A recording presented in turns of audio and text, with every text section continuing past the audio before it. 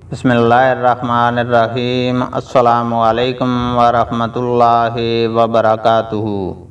حدیث نبوی صلی اللہ علیہ وسلم ہے، عمرۃ القضاء 7 ہجری میں جب رسول اللہ صلی اللہ علیہ وسلم مکہ تشریف لائے تو مشرکوں نے کہا کہ محمد صلی اللہ علیہ وسلم آئے ہیں، ان کے ساتھ ایسے لوگ آئے ہیں جنہیں یثرب مدینہ منورہ کے بخار نے کمزور کر دیا ہے۔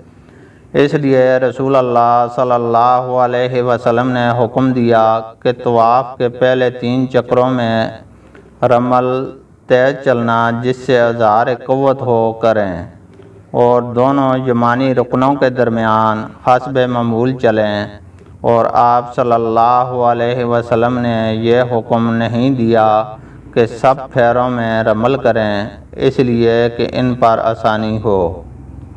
اللہ تعالیٰ سے دعا ہے کہ وہ ہمیں قرآن اور حدیث کو سننے، سمجھنے اور اس پر عمل کرنے کی توفیق عطا فرمائے، آمین۔